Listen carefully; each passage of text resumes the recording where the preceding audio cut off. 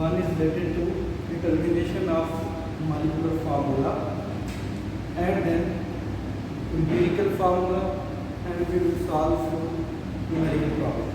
Okay, at the end we have atomic structure, very basic about atomic structure, what is an atomic structure, and who are the scientists that can be used to discover the atomic structure, and some light on Bohr model.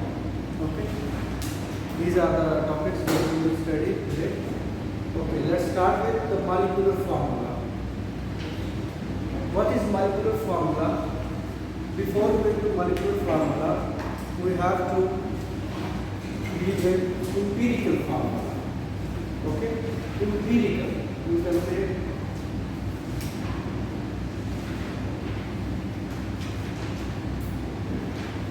empirical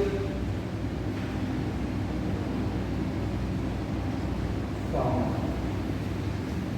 Empirical formula, this is actually a simplest formula. We call it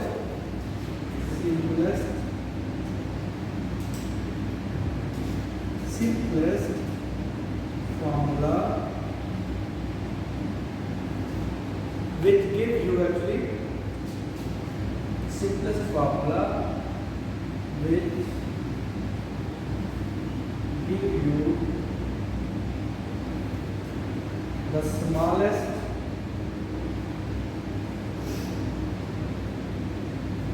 whole number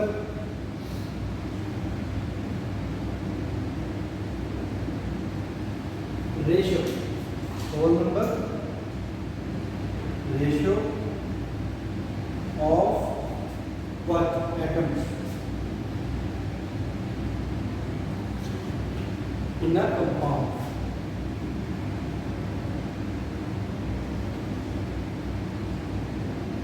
This is actually an empirical formula. A formula which gives you simplest structure, simplest formula which gives you the smallest whole number ratio. Okay, smallest, the point is smallest whole number ratio and the simplest formula. Smallest whole number ratio and the simplest formula. For example, we have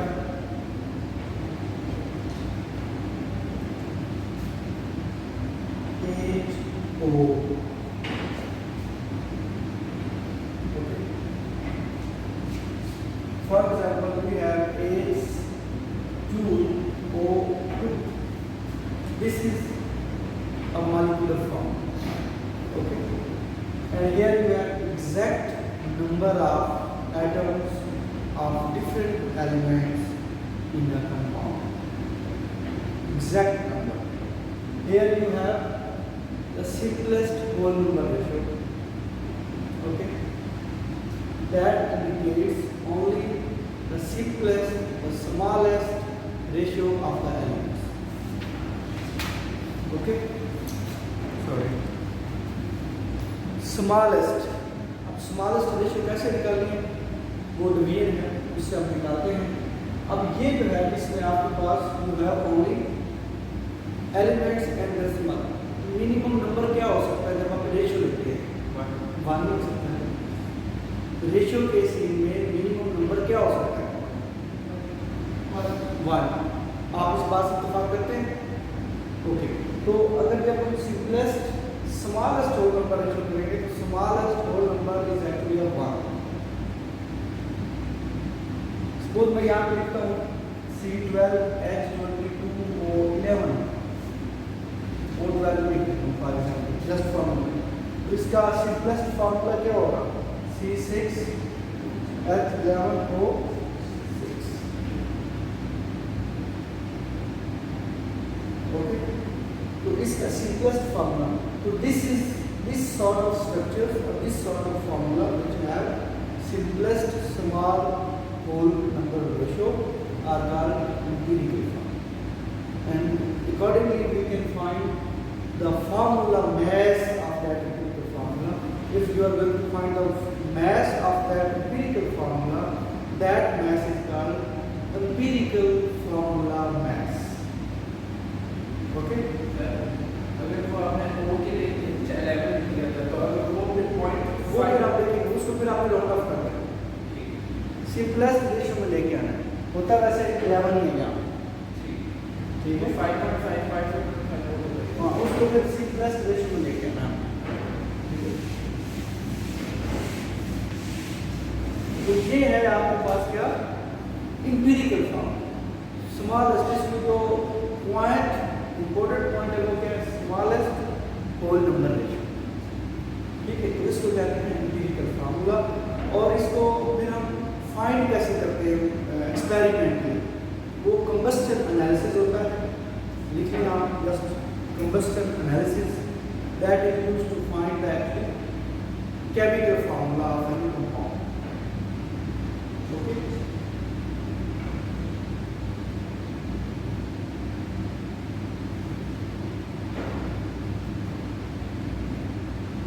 अब empirical formula करके एक हम problem solve करते हैं, वो उससे easy हो जाएगा आपको ये बताना कि हम कैसे करें।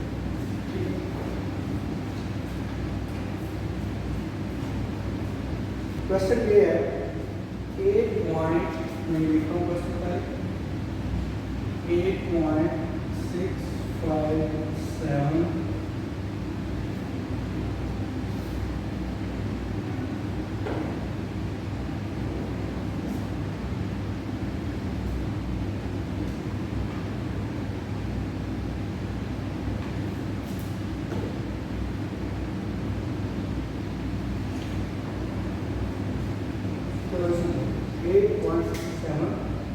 gram of a compound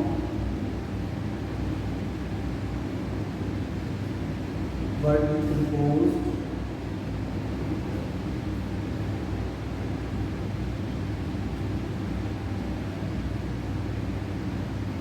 into its elements, into its elements, and give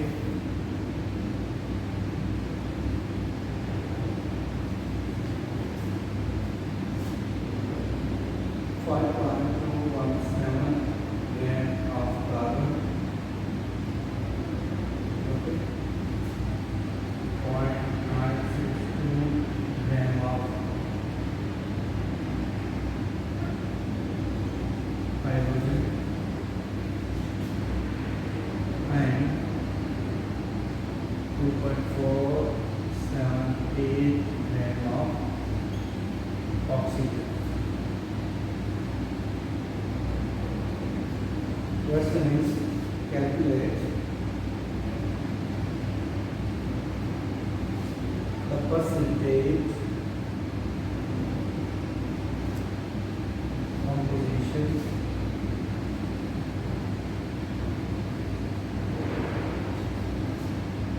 of the compound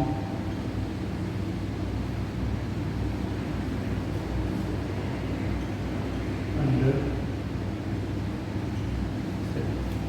इसमें आपने एग्जैक्टली एम्पिरिकल फार्मूला नहीं फाइंड करना, इसे नेक्स्ट क्वेश्चन में करेंगे। उससे पहले ये है कि आपको ये देखना है कि आपके पास कोई कंपाउंड है, उसमें डिफरेंट एलिमेंट्स होते हैं, आपने उन एलिमेंट्स की कंपोजिशन, परसेंट कंपोजिशन फाइंड करनी है। सपोज आपकी क्लास में मेल और फीमेल स्टूडेंट्स हैं, आपको कहा जाता है कि बताएं कि मेल कितनी कंपोजिशन है, कितने परसेंट मेल है। तो आप क्या करेंगे, number of male student divided by total number of students multiply by 100, ठीक है।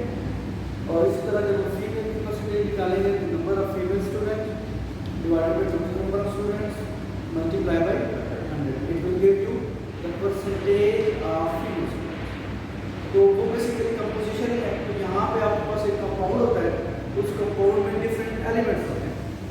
अब आपने क्या करना है कि उस एलिमेंट का weight divided by whole compound का वेट मल्टीप्लाई बाई 100 करेंगे तो उस एलिमेंट की कंपोजिशन आ जाएगी, because you are calculated composition in percentage, then we call it percentage composition, ठीक है। तो अब इसमें क्या है, इसको सॉल्व करने की कोशिश करते हैं। आप पहले अंडरलाइन करें पॉइंट, 8.657 ग्राम ऑफ कंपाउंड, ये आपका कंपाउंड है। The mass of whole compound is 8.657 gram. Okay. Mass of carbon 5.217. Mass of hydrogen 0.962 gram. और mass of oxygen 2.478 gram. तो आपको पोजीशन निकाल सकते हैं। तो फाइंड क्या करना है, percentage composition.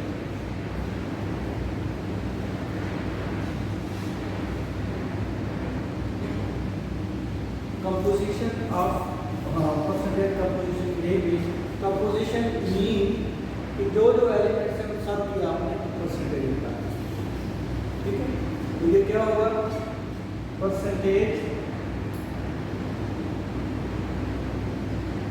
Composition of carbon.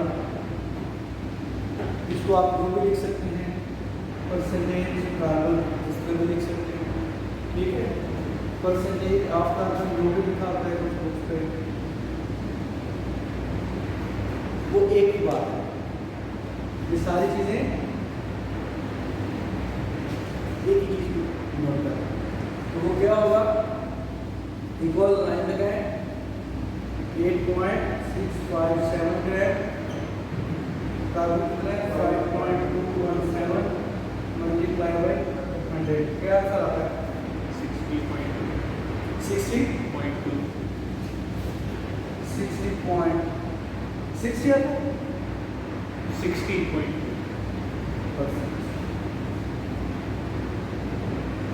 Okay. Similarly percentage hydrogen, वो क्या होगा 0.962 डिवाइडेड बाय 8.657, 11.1%. 11.1, ठीक है, percent. Okay, now for oxygen, percentage oxygen 2.478 gram divided by 8.657 gram multiplied by 100, ये कितना आता है 28.6%. 7 कर लें पूरा राउंड ऑफ. ठीक है। It means this compound contains 16.2% of carbon, 11.1% of hydrogen and 28.7% of oxygen. तो इस तरह अब ये कंपाउंड है, उसमें डिफरेंट एलिमेंट्स हैं, उनके एटम्स की आपने वो एलिमेंट्स की आपने कंपोजिशन निकाली। तो इस तरह के क्वेश्चन आपको आ सकते हैं, तो प्रैक्टिस आपने करनी है। अपनी तरफ से कोई भी क्वेश्चन लेके आप उसको दे सकते हैं। ठीक है, तो चूंकि जब हम एम्पिरिकल फार्मूला या मॉलिक्यूलर फार्मूला फाइंड करते हैं, उस वक्त हमें इस प्रैक्टिस से भी गुजरना पड़ता है। ठीक है, हमें गौर करेंगे, इससे एम्पिरिकल फार्मूला फाइंड करेंगे। एस्कॉर्बिक एसिड पता है इसका, इसको विटामिन सी भी बोलते हैं। ये आपको ORS में ये विटामिन सी की वो मिलते हैं डिफरेंट फ्लेवर्स के, तो इसको एस्कॉर्बिक एसिड क्लाइम करता है। Ascorbic acid contains 40.92% carbon, 4.58% hydrogen and 54.5% oxygen by mass. Okay, what is the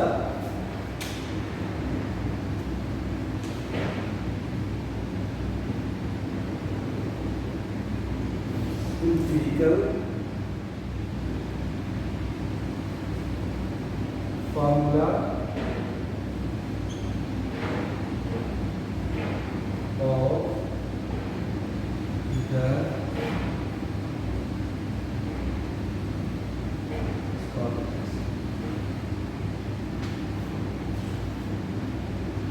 तो एम्पिरिकल फार्मूला में सबसे पहले क्या चीज आपने देखनी है, स्मॉलेस्ट रेशियो। तो रेशियो की बात बात आएगी तो आपने अब कौन कौन से एलिमेंट हैं ये देखिए, कार्बन है, हाइड्रोजन है और ऑक्सीजन है,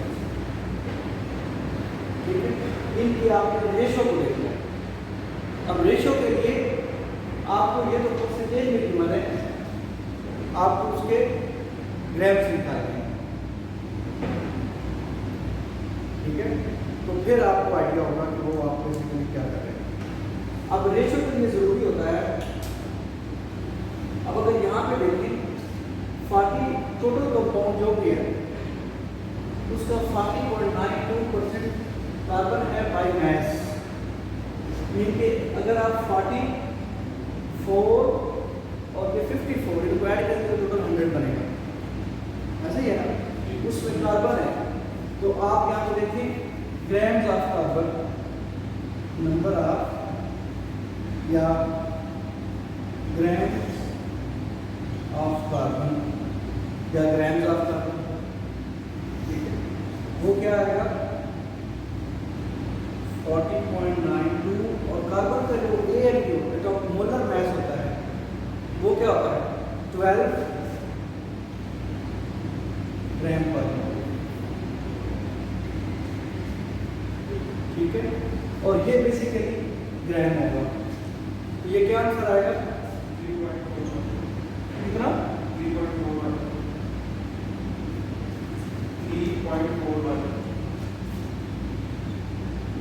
ठीक है। अच्छा, इसी तरह आप निकालें हाइड्रोजन का, वो कितना आएगा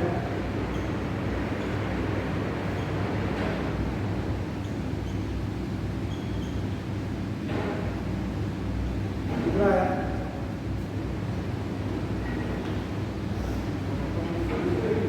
1.008, 4.54,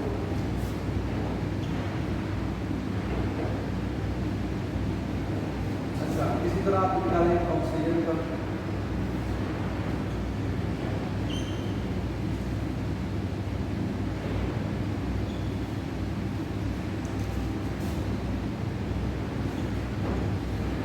कितना है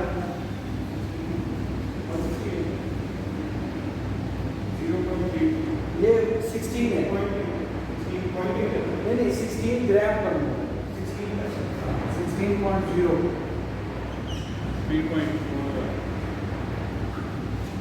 3.4, 4, 4 आगे निकालें, पूरी सारे 3.406 बन हो गए ना।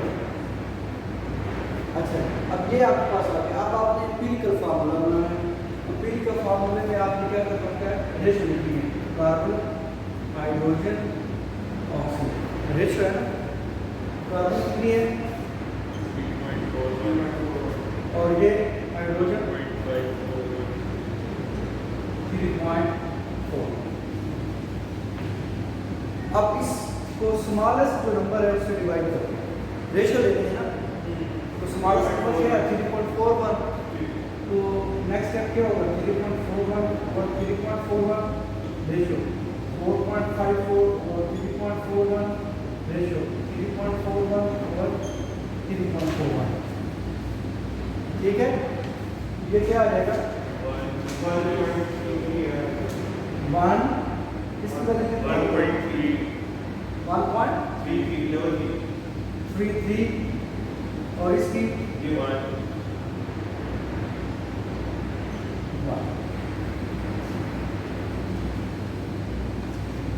ठीक है। अब इसको आप यूं लिख सकते हैं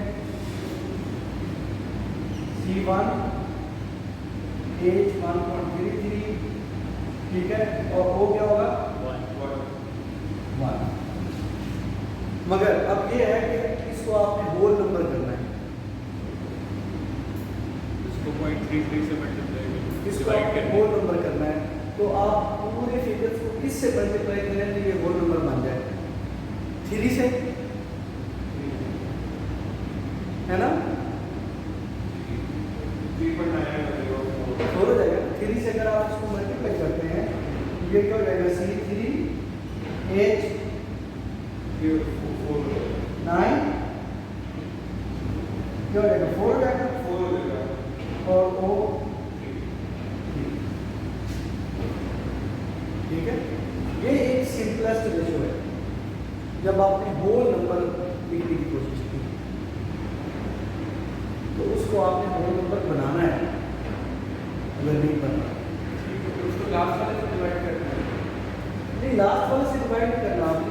जो ये देखिए ना 3.41 है 4.54 है 3.41 है, लास्ट से नहीं, जो इन तीनों में स्मॉलेस्ट नंबर होगा उससे डिवाइड करना सर। तो अभी यहाँ पे तो 3.41 लग रहा है ना, इसलिए फिर हमने 3.41 से यहाँ पे कर दिया, यहाँ पे कर दिया, यहाँ पे। जब ये आ गया फिर ये हमने देखा ये सामने कैसे भी होगा कि ये सारे ही होल नंबर आ रहे हैं, तो फिर हमें ये प्रैक्टिस करने की जरूरत नहीं पड़ेगी ये वाली, ठीक है। वो भी इसी के रिलेटेड है। उसमें ये होता है कि आपने कोई कंपाउंड है उसको आप एनालाइज कर रहे हैं और उसमें आपको सिर्फ कार्बन डाइऑक्साइड और हाइड्रोजन मिलता है, H2O वाटर मिलता है। तो अब यहाँ से हमने क्या करना, ऐसा क्वेश्चन भी आपको ले जा सकता है, वो करने की कोशिश करते हैं। ये sample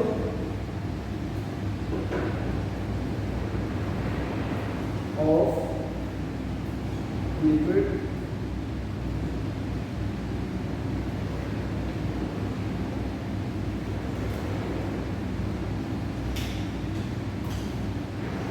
consisting of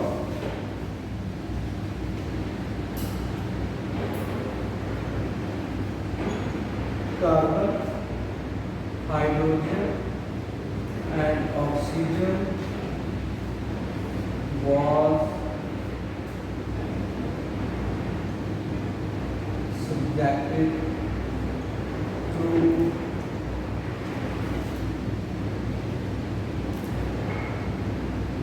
combustion analysis। Okay, ये एक टेक्निक है, मेथड है combustion analysis, जिससे हम क्या करते हैं कि उस कंपाउंड को उसकी combustion करवाते हैं। combustion को पता है ना, हीट करना, हीट ट्रीटमेंट करते हैं। तो वो जब उस कंपाउंड को उसकी combustion होती है तो उसमें कार्बन डाइऑक्साइड निकलता है और वाटर निकलता है।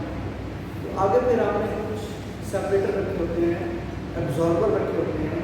कोई कंपाउंड ऐसे होते हैं कि जो कि कार्बन डाइऑक्साइड को ऑब्जॉर्ब कर लेते हैं, कुछ कंपाउंड ऐसे होते हैं कि जो कि वाटर को ऑब्जॉर्ब करते हैं। वो जब ऑब्जॉर्ब कर लेते हैं तो फिर हम देख लेते हैं कि उस कंपाउंड में वाटर कितना ऑब्जॉर्ब हुआ है और ऑक्सीजन उसमें कितने परसेंटेज निकाले। उससे फिर फर्दर हम आगे एलिमेंटल कंपोजिशन निकालते हैं, फिर उससे हम परसेंटेज निकाल लेते हैं। तो फिर परसेंटेज के बाद हम क्या करते हैं, उसका जो है एम्पिरिकल फार्मूला। तो एम्पिरिकल फार्मूला फाइंड करने के लिए जो बेस्ट मेथड है वो क्या है, कंबस्शन एनालिसिस, ठीक है। ये एनालिसिस क्या होता है ये हमें नहीं पता, ठीक है। आगे क्या है, 0.5439 ग्राम ऑफ द कंपाउंड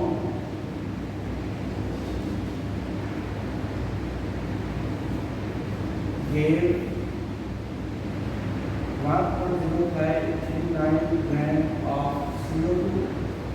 ये जब कंपाउंड को हमने क्या किया, तो उसकी कंबस्टन करवाई तो उसमें से 1.239 gram of carbon dioxide involve हुई एंड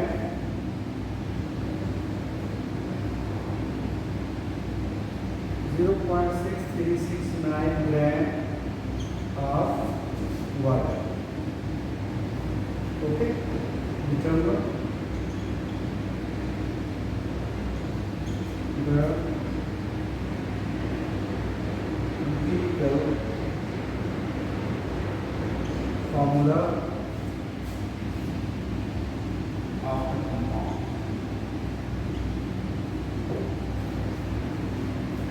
क्वेश्चन में हमने बेसिकली क्या फाइंड करना है, एम्पिरिकल फार्मूला। एम्पिरिकल फार्मूला में क्या क्या होता है, हमारे पास ऑर्गेनिक कंपाउंड है, carbon, hydrogen and oxygen. Carbon निकालने की कोशिश करें, नंबर ऑफ कार्बन कैसे निकालेंगे, अब हमें गिवन क्या है, कंपाउंड का मैच गिवन है और कार्बन डाइऑक्साइड एंड वाटर। अब यहाँ से देखें अगर आपको तो सिर्फ ये चीज़ें मिल रही हैं, कार्बन डाइऑक्साइड एंड वाटर, मगर आपने उन सबको सेपरेट करना है, कार्बन, हाइड्रोजन, ऑक्सीजन। अब देखिए कि कार्बन डाइऑक्साइड से आपको क्या क्या मिल सकता है, कार्बन एंड ऑक्सीजन। वाटर से क्या मिल सकता है, हाइड्रोजन एंड ऑक्सीजन, ठीक है ना। इसका मतलब है कि इस वाली प्रोपोर्शन से आप हाइड्रोजन फाइंड करेंगे, इस वाली प्रोपोर्शन से आप कार्बन फाइंड करेंगे, और ऑक्सीजन चूंकि दोनों में है वो एट द एंड आप माइनस करेंगे टोटल में से। अब क्या है, कार्बन देखिए, कार्बन के लिए सबसे पहले तो आपको गिवन है कार्बन डाइऑक्साइड 1.039 ग्राम ओवर क्या कंपाउंड 0.5439, मगर इसमें मैं कोर्स क्या करता हूँ क्योंकि हमें तो कार्बन निकालनी है, ये तो हम निकाल रहे हैं कार्बन डाइऑक्साइड। अब कार्बन डाइऑक्साइड में कार्बन कितना है, कितना होता है कार्बन डाइऑक्साइड के अगर एक फार्मूला लिया जाए उसमें कार्बन कितना होता है, CO2 देखिए 12 प्लस 32, टोटल क्या हो गया 44 हो गया इसका। ये चीज़ तो आपको पता है ना, ये नंबर तो मैं बता दूँगा, मगर ये तो पता है ना हमने कैसे किया है, ये वीडियो लेक्चर में मैंने बताया हुआ है, बाकी ये 2 लेक्चर है वो आज आप लोग देखेंगे। अच्छा, अब इसमें कार्बन कितना है 12 है ना, तो उसको हम यूज कर सकते हैं 12 डिवाइडेड बाय 44, क्योंकि आपने कार्बन निकालना है ना, जो चीज़ निकालनी है। अब टोटल इसका वेट कितना है 44 और इसमें कार्बन कितना है 12, ठीक है। तो आगे मल्टीप्लाई क्या हो जाएगा 100, ये कितनी परसेंटेज आती है ये निकालें। इसी तरह हाइड्रोजन भी देख लें, ये बेसिकली वाटर से आएगा है ना, तो वाटर कितना है 0.6369 डिवाइडेड बाई 0.5439 मल्टीप्लाई बाई। अब हाइड्रोजन देखें H2 हो गया ना, हाइड्रोजन 2 है 1.008 मल्टीप्लाई बाई 2 प्लस 16, ये क्या आंसर आएगा इसका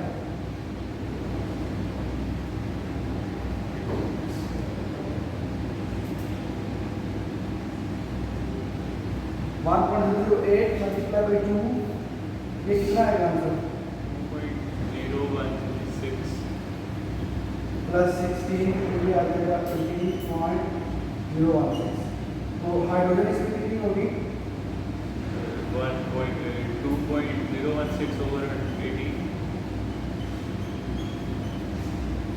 1/9, ठीक है। तो यहाँ पे क्या हो जाएगा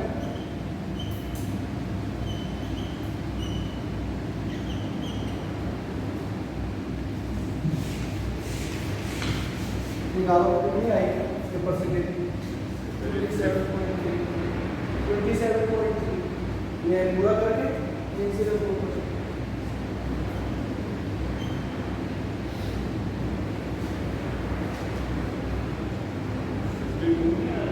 ये इस पहले का आंसर बता रहे हैं आप 52.1% शायद, कंफर्म कर लेना ये सारा, जी जी, और ये कितना है ये मैं कर रहा हूँ।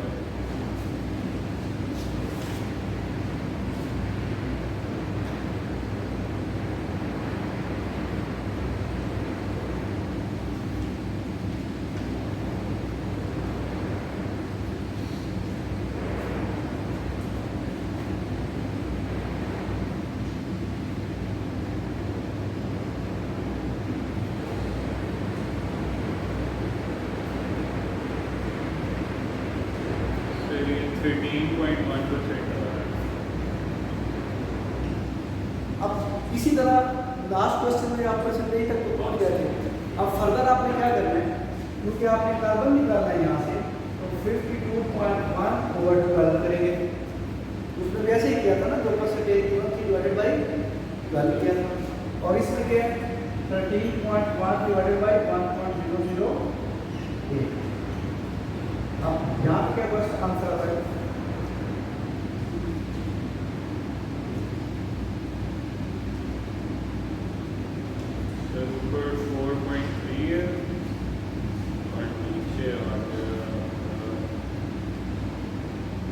4.3 और नीचे 12.9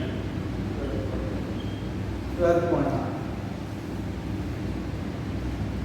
ठीक है। अच्छा, अब पूरे कंपाउंड में अगर 52.1% ये है, 13.1% ये है, तो ऑक्सीजन कितना होगा? 100 माइनस 65.2 कितना होगा? नहीं 65। दोनों का कंबाइंड बता 100 माइनस 52.1 प्लस 13.1 24.8 100 माइनस 34.8 34.8 ये क्या हो जाएगा? 34.8 डिवाइडेड बाई 16। ऑक्सीजन एक का 16 होता है, 16। ये कितना आ गया आंसर? अब आपको प्रॉब्लम ये होगी कि सर ये 44 कैसे आ गया? Yes, sir. ये चीज़ें तो हाँ हाँ, तो उसके लिए ये होगा कि मैं आपको वो इनके कार्बन का 12 होता है, अपने 16 होता है, जब क्वेश्चन दूंगा तो ये लिख के दूंगा, क्योंकि बस आपको मैथड आना चाहिए, क्योंकि इससे आप सर इसको मटा लगाना है, तो मैं आपको प्रोवाइड करूँगा। शेयर जो आपने उसका 18 का जो आपने एटॉमिक मास लिया है शुरू होगा वो जिससे फाइंड कीजिए, उसको हम बोल बोल के 18 भी ले सकते हैं, कोई बात नहीं। वो जब आपको डेटा गिवन होगा ना, आपको उसके मुताबिक करना है। ये कितना आंसर है? फिर ये आया है 2.17 18 का ही है 17 नहीं सॉरी 2.2 ठीक होगी बात। ये थोड़ा सा टेढ़ा क्वेश्चन था, पहले वाला आसान था। बेसिकली आपने ये चीज़ निकाली थी ना, परसेंटेज निकाली, उसके बाद ये आसान है। कार्बन के लिए आपने 12 से करना है, हाइड्रोजन के लिए आपने 1 से करना है, ऑक्सीजन के लिए आपने 16 से डिवाइड करना है। अब ये जो नंबर है, अब आपको क्या करना है? रेशो लिखनी है, carbon ratio hydrogen ratio oxygen. तो आपने कितना था? 4.3 हाइड्रोजन ऑक्सीजन, ठीक है जी। अब आप क्या करेंगे? 4.3 divided by 2.2 ratio 12.9 divided by 2.2 2.2 divided by 2। तो बताएं क्या होगा? 1.9 यहाँ पे कितनी है? 1.9 कर दो। यहाँ पे 5.8 आ रहा है 9 कर 5.86 आ रहा है। 9 हो गया, और ये 1। ठीक है, तो इसको ये अप्रोक्सीमेटली राउंड ऑफ इसको तो जो ये 2 आएगा, ये 6 आएगा, और ये 1 आएगा। ठीक है, तो ये एम्पिरिकल फार्मूला क्या बन गया? C2H6O। ठीक है, O1 है ना, 1 ना लिखी तो कोई बात। ठीक है, तो ये है कि आपका एम्पिरिकल फार्मूला। अभी ये मॉलिक्यूलर फार्मूला नहीं है, ठीक है। इस मेथड से हम क्या करते हैं, इस तरह एम्पिरिकल फार्मूला क्या बताता है आपको? सिंपलेस्ट रेशो बताता है, जो कि बेस होती है किस पे? Smallest whole number. अब ये सिंपलेस्ट रेशो है, ठीक है। C2H6O, this is your empirical formula. और जब हम इसका मास निकालेंगे, that will be the empirical formula mass. वो कैसे? वो आप खुद निकालें। आप भाई कार्बन जो है वो उसका मास होता है 12 AMU, ठीक है। हाइड्रोजन का होता है कि 1 AMU, ऑक्सीजन का होता है कि 16 AMU। बताएं इस एम्पिरिकल फार्मूला का मास क्या होगा? तो आप कर सकते हैं ना, कैलकुलेट करेंगे। बता दिया कार्बन बता दिया 12 AMU इक्वल है, हाइड्रोजन 1 AMU के इक्वल है, ऑक्सीजन 16 AMU के इक्वल है, और ये आपके पास फार्मूला है इसका मैच। 46 और मुझे नहीं पता क्या है 46 कैसे निकाला? सर ठीक है, ये ऐसे किया तो ठीक किया। 12 प्लस 6 मल्टीप्लाई 1 प्लस 16, और ये क्या आया? यूनिट क्या होगा? AM।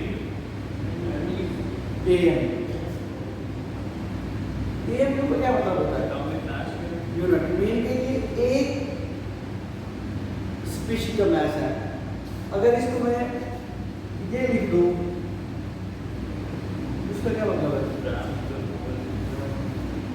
इसका क्या मीनिंग है?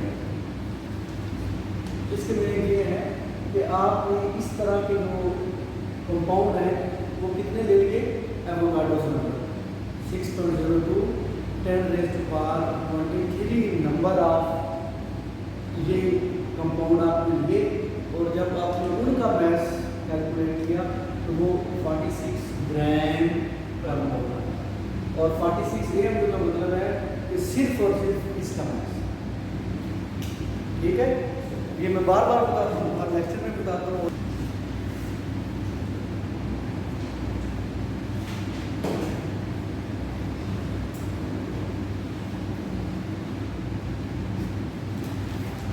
Molecular formula. अब मॉलिक्यूलर फार्मूला क्या बताता है आपको? दिस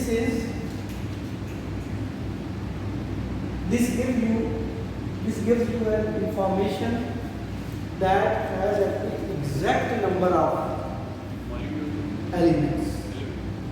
क्या देता है आपको ये? exact number of atoms of different elements, यहाँ पे लिखेंगे आप different elements in a compound। ठीक है, ये क्या देता है आपको? exact number of atoms of different elements in a compound। ये जो है, ये इंफॉर्मेशन होती है, ये आपके पास क्या होती है? उसको कहते हैं मॉलिक्यूलर फार्मूला। सपोज मैं ये लिखता हूँ H2O2, ये क्या है? Molecular formula. एग्जैक्ट उसने बताया है कि भाई अगर H2O2 हाइड्रोजन पेरोक्साइड आपको बनाना है या लिखना है, उसमें 2 हाइड्रोजन एटम्स होने चाहिए और 2 ऑक्सीजन एटम्स होने चाहिए। ये इसका क्या है? एग्जैक्ट इंफॉर्मेशन मिली है आपको, तो ये क्या होगा कि मॉलिक्यूलर फार्मूला। और अगर मैं यूं लिखूं, ये क्या है?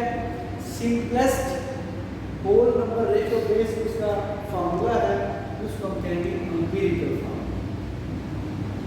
इसी तरह अगर मैं यूं लिखता हूँ C6H6, तो ये क्या है? Exact number of exact information आपको मिल रही है, तो दिस इज मॉलिक्यूलर फार्मूला। और अगर मैं यूं लिखता हूँ CH, तो इसका अगर मैं आपसे ये कहूँ कि भाई मैंने लिखा है C40H20, इसका एम्पिरिकल फार्मूला क्या होगा?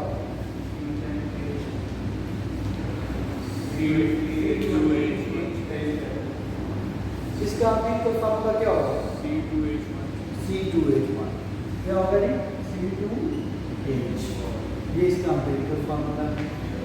अच्छा, मॉलिक्यूलर फार्मूला से आप एम्पिरिकल फार्मूला की कन्वर्जन तो कर सकते हैं, ठीक है, मगर एम्पिरिकल फार्मूला से मॉलिक्यूलर फार्मूला की कन्वर्जन आपके लिए मुश्किल है, अनटिल अनलेस कि आपको एक और इंफॉर्मेशन ना गिवन। वो कौन सी इंफॉर्मेशन है? वो ये है कि किस तरह आपने इसको 2 से डिवाइड किया है या 20 से डिवाइड किया है, वो आपको 20 का कहीं से पता लग जाएगा। ठीक है, वो 20 क्या है? वो बेसिकली n होता है, उसको हम क्या कहते हैं? Molecular formula mass divided by empirical formula मास। अगर ये दोनों मैसेज गिवन हो, स्ट्रक्चर बेशक ना भी गिवन हो, वर्ड्स हो जाए, अगर मैसेज गिवन हो तो आप n की वैल्यू निकाल सकते हैं। सपोज इसकी एन की इसका मास क्या होगा 24 प्लस 1 25 है ना। इसका क्या होगा नहीं कार्बन का 12 होता है ना 12 मल्टीप्लाई बाय 40 क्या होगा 12 मल्टीप्लाई बाय 40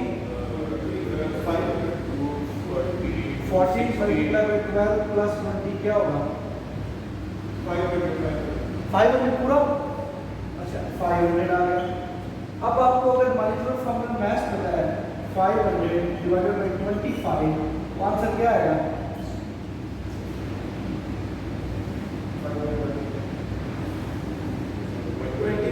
20। अब यहाँ से आपको 20 मिलेगा।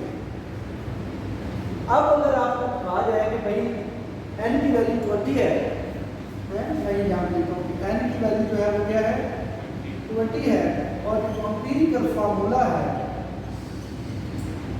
वो है C2H, तो बताएं इसका मॉलिक्यूलर फार्मूला क्या है। अब आप बता सकते हैं है ना। तो इसका मीनिंग ये हुए कि मॉलिक्यूलर फार्मूला से डायरेक्ट एम्पिरिकल फार्मूला आप इजीली लिख सकते हैं, but for reverse conversion you need the value of n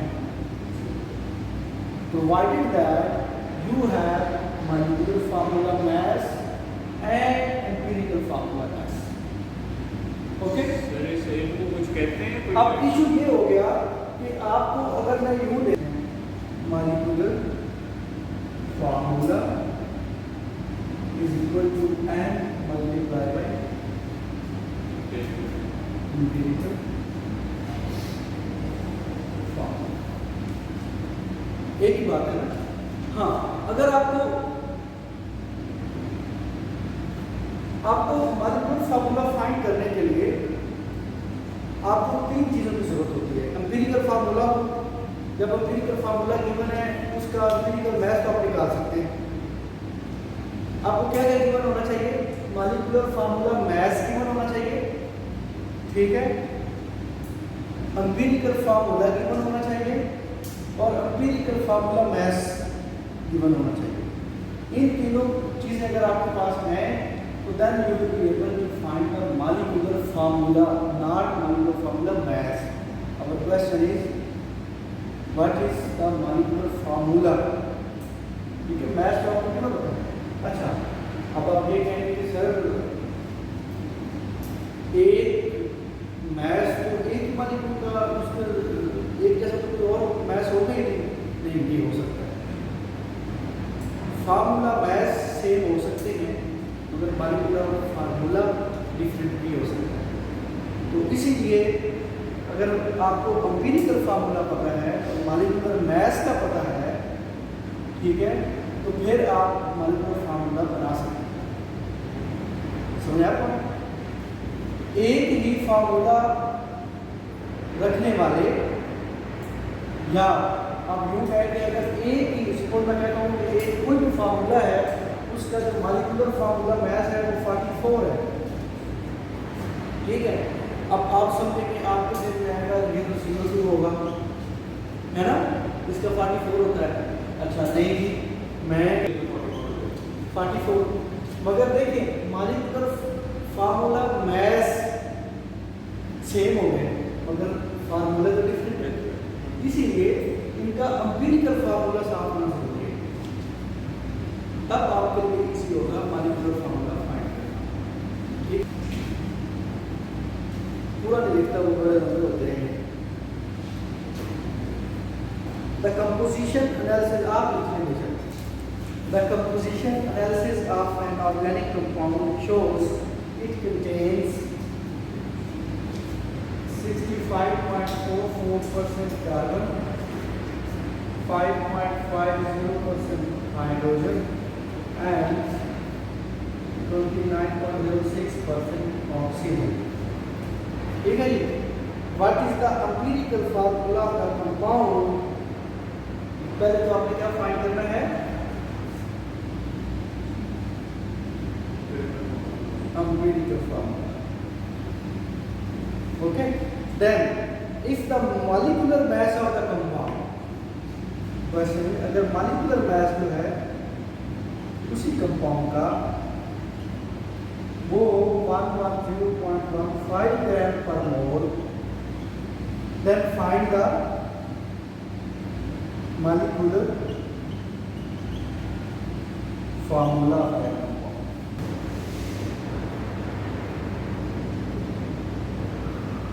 just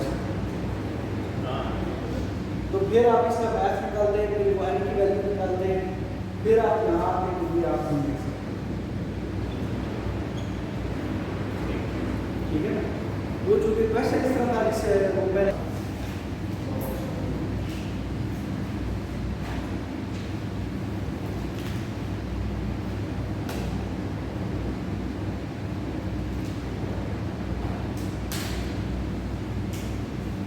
atomic structure basically इसमें आपने ये पढ़ना है एटम क्या होता है, ये हमें पता चल गया था पहले ही कि एटम जो है वो एक इंतहाई बेसिक यूनिट है, स्मॉलेस्ट पार्ट है, बेसिक यूनिट क्या है एटम।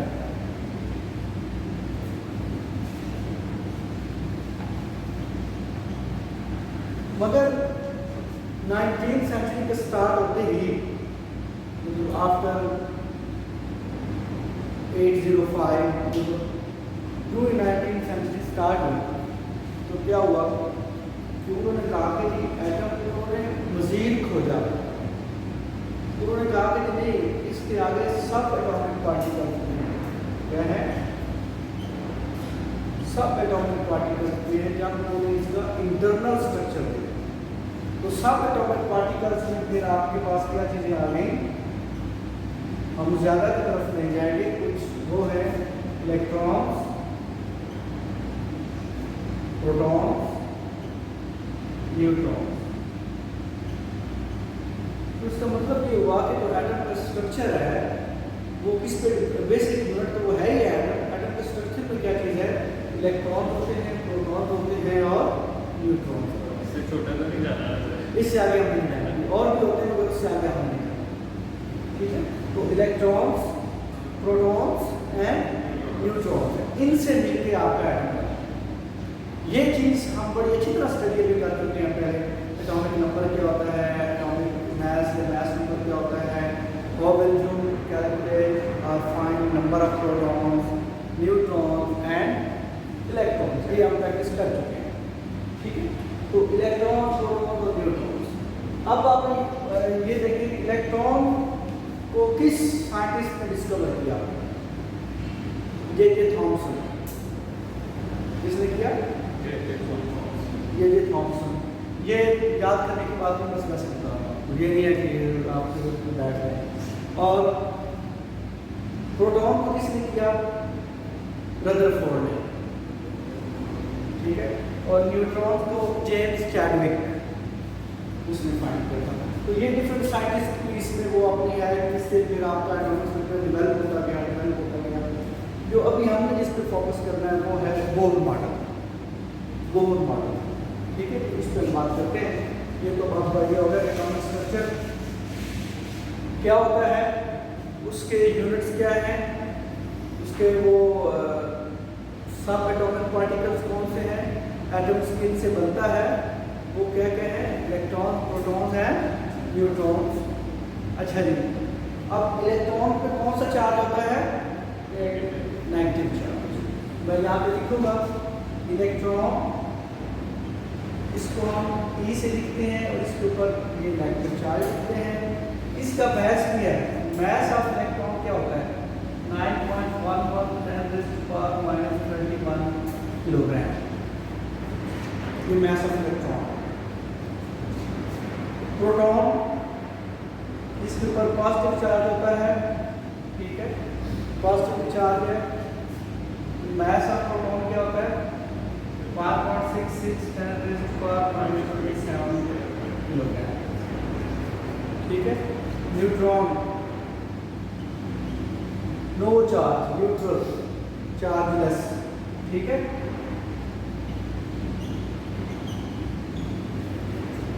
तो इसका मास क्या होता है,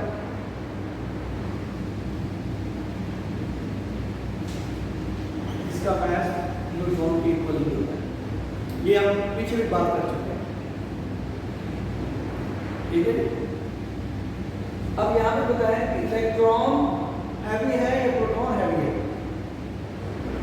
प्रोटॉन। जी, प्रोटॉन। Bohr model.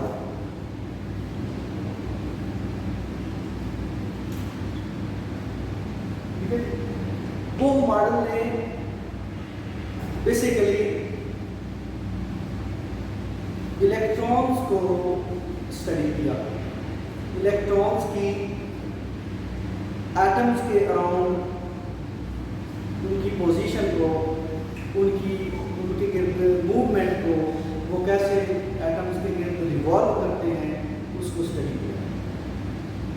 मगर इसने बेस इसको लिया था रदरफोर्ड मॉडल, क्योंकि रदरफोर्ड मॉडल ने इससे पहले, बोर से पहले न्यूक्लियस को स्टडी किया था। न्यूक्लियस में जो न्यूक्लियस का पार्ट है, न्यूक्लियस में उसने सिर्फ और सिर्फ प्रोटॉन को स्टडी किया रदरफोर्ड ने।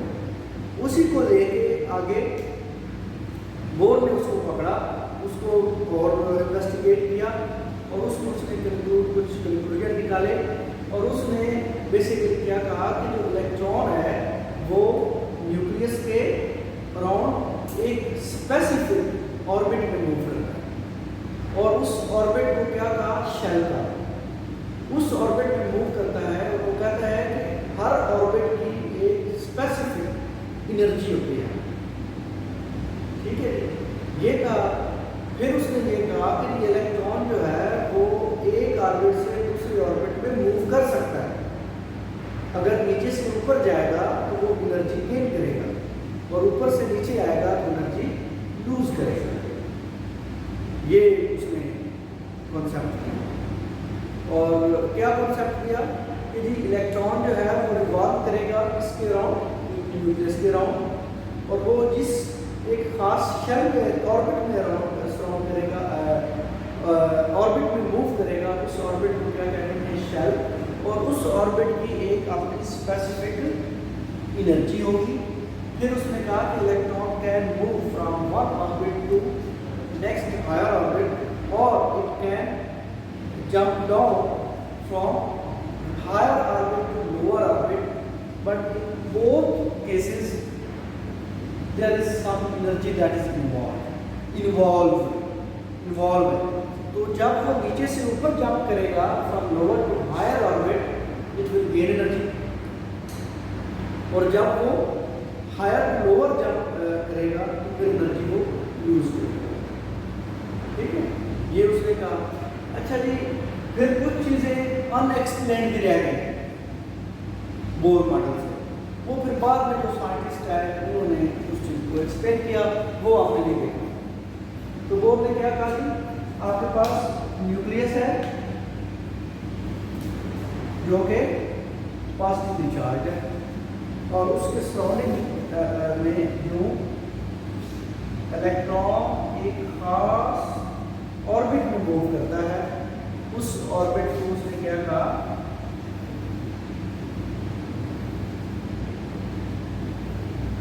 उस ऑर्बिट को उसने क्या कहा, शेल। और उसने ये भी कहा कि जो इलेक्ट्रॉन न्यूक्लियस से जितना दूर होगा उसकी एनर्जी उतनी ज्यादा होगी। और फिर उसने ये भी बात की कि जो लोएस्ट एनर्जी वाला ऑर्बिट होता है या लोएस्ट शेल में जब इलेक्ट्रॉन होगा तो उसको उस वक्त उसकी एनर्जी होगी, उसको क्या कहते हैं, ग्राउंड स्टेट एनर्जी। अब इस वक्त जो आपकी एनर्जी है वो ग्राउंड स्टेट एनर्जी नहीं है, आप फर्स्ट फ्लोर पे ना, इससे नीचे वाला जो लेवल होगा जो ग्राउंड के लेवल पे होंगे उसको फिर हम कहते हैं ग्राउंड स्टेट एनर्जी।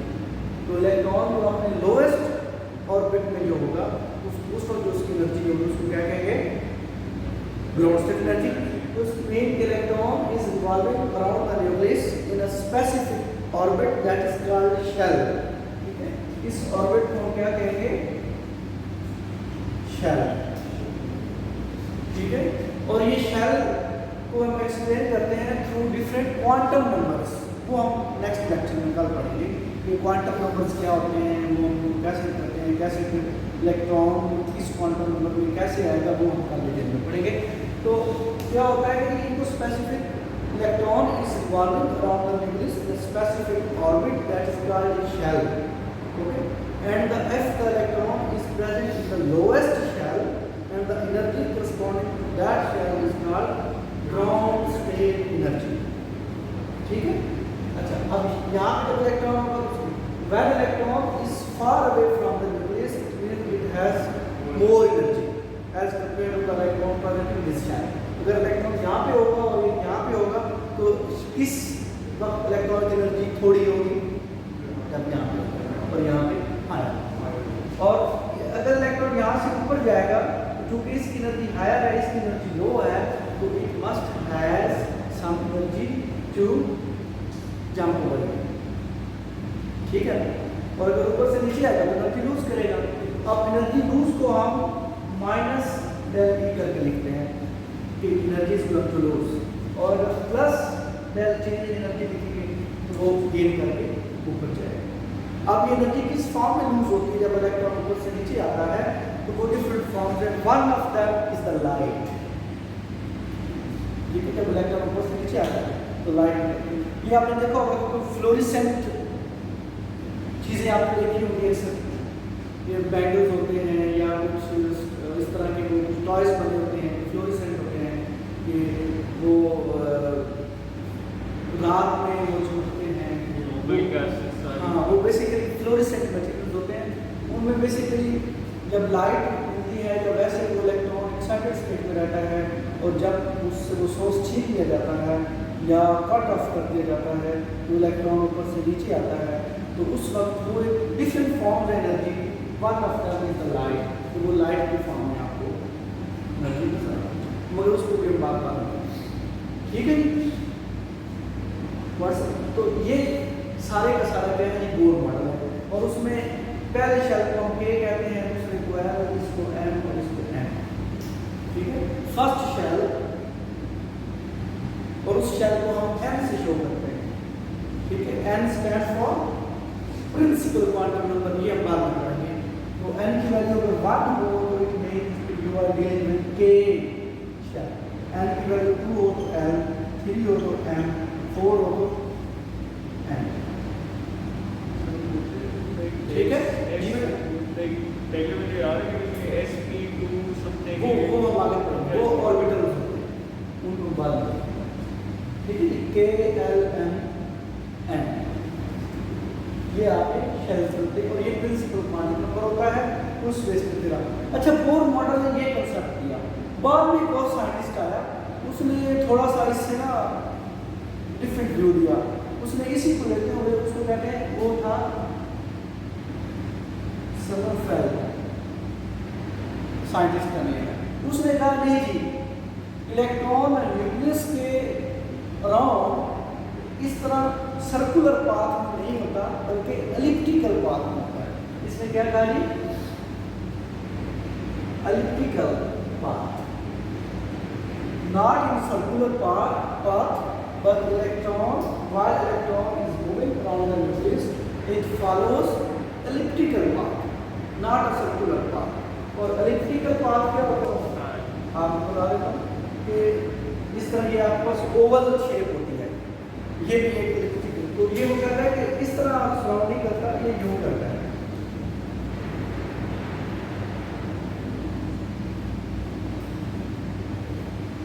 ये इलेक्ट्रॉन मूव किए जा रहा है।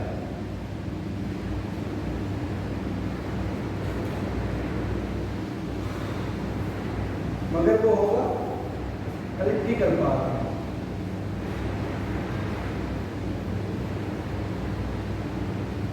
ठीक है। इस तरह वो कहता था, ये समरफील्ड ने कॉन्सेप्ट दिया। बोर मॉडल के ड्रॉबैक भी दिखा रहा है, और भी ड्रॉबैक्स हैं, मगर एक ये भी है। उसने कहा जी सर्कुलर है, तो उसने कहा जी नहीं, ये एलिप्टिकल पाथ है। एलिप्टिकल पाथ में उन्होंने कहा कि क्योंकि इलेक्ट्रॉन की प्रोबेबिलिटी मैक्सिमम यहाँ पे रहने की, और इसलिए क्योंकि यहाँ पे डेंस मीडियम बन जाता है, इसको फिर उसने शेल कहते हैं। ये मैंने बात से पहले भी, ठीक है। तो ये समरफील्ड, तो ये एटॉमिक स्ट्रक्चर है बेसिकली। अब आपकी बहुत सारा आइडिया होगा कि एटॉमिक स्ट्रक्चर क्या होता है।